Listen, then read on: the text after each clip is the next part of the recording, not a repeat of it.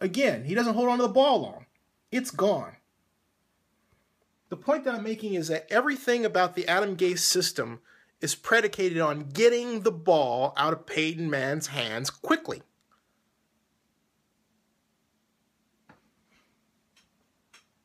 I can go on and on and on with different examples here. It's a beautiful offense to watch. In fact, let's see if I can find another one here.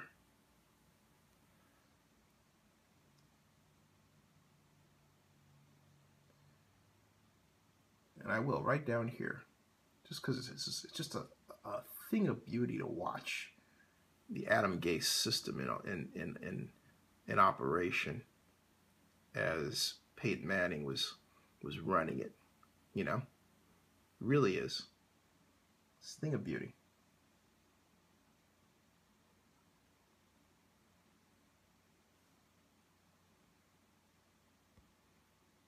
Okay.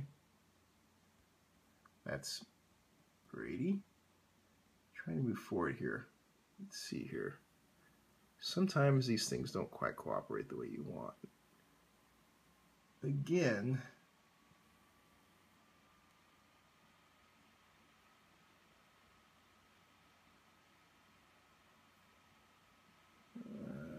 that's not the one. Ah, here we go. Perfect. All right. This is another example. That's a run play, however. This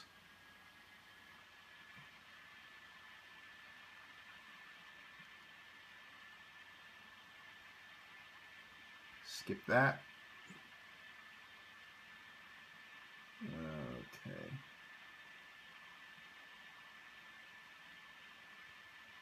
It's a true film session, folks. All right, here's one. Now remember, these are random choice. Random. 3 wide receivers to the right, 1 left, 3 by 1, halfback. Their standard formation under Mr. Gase. Again, look at the offensive line blocking. See, they don't give ground at all. They get set after a yard and a half. Manning's ready to release, and it's gone. Where is it going? Short. See that? You see the line of scrimmage here? You see that?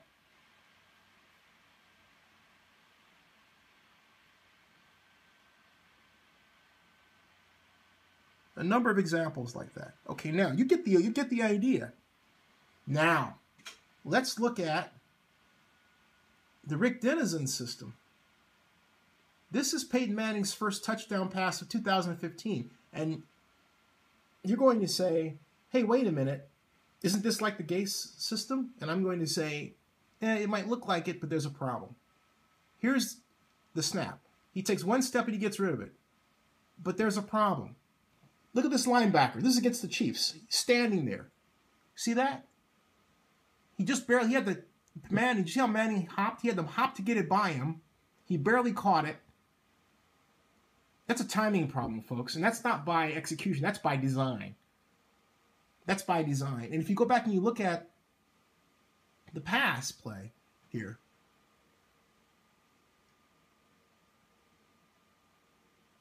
what happens, and then also not look at the pass play, but look at something else. And this is where the Broncos have gotten themselves into trouble. Look at how the offensive line retreats. See that? You see that? They didn't anchor properly. Look. It's a different form of blocking. They're not anchoring. See how they're not anchoring themselves into the ground under like Adam Gase. Remember, they would take a step back and they would anchor? Because then the pockets formed. They were just retreating, and they were letting the defenders push them.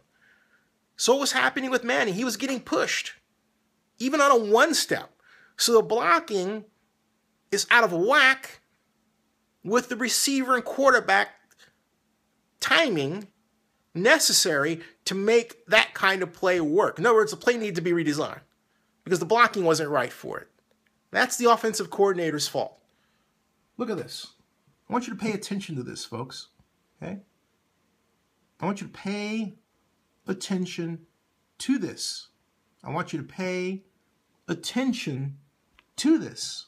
I want you to pay attention to this. Again, look.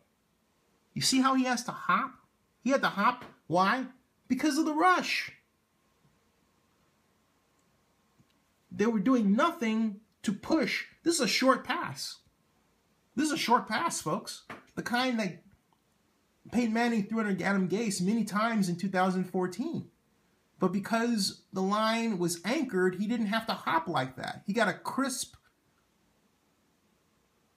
distance from the defensive line where he could release the pass. Not in this case. This is, even though it went for a touchdown, it was sloppy. Just plain sloppy. Whew. Wow. It just hurts to look at that. It really does. But there's more. I'm not done. Hold on a second. I'm not done. Almost done, but not done. Here's another one.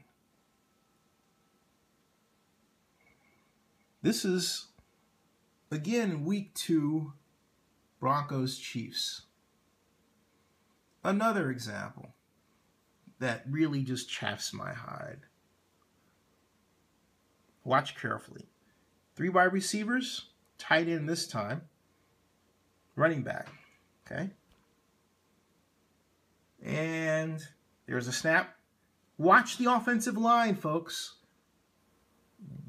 Look, see that? They don't anchor. They take on the guys, but they don't anchor. And so what you get are these guys being pushed back into Manning.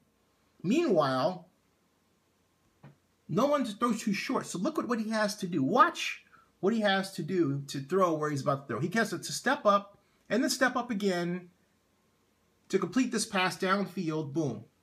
That is a crossing pattern, folks. Okay? A crossing pattern, which means that Manning needed more time to throw this than he had because of the offensive line technique, and because the defensive line was so big and quick and strong, they weren't going to give him that kind of time. So look at that. That's horrible. Look at that pattern. Look at that. He's got to spend time maneuvering and getting away from these guys to get that off. And if he missed it a little bit, it would have been picked off because of the defenders around him. The point that I'm making is that because Rick Dennison's offense asked Manning to throw deeper, and at a time when not even 7-step drops are in the playbooks of many offensive systems, more often than not, Manning has been, if not picked off, then sacked, or just simply defensed. This is not the system for him. You can't just put anyone into any system and expect them to fix it. In my interview with Derek Carr of the Oakland Raiders this year, I was really excited because I wanted him to talk about the expectations, or excuse me, the fit of the Philadelphia Eagles elements, Chip Kelly elements in the Raiders offense. And he really wasn't aware of that. In fact, in the video, he said to me, and I quote, "I only do what they tell me to do." That's also true for Peyton Manning. Peyton is only doing what Rick Dennison tells him to do. And Rick Dennison has gotten Peyton Manning into a lot of trouble. Rick Dennison should be fired for the Broncos.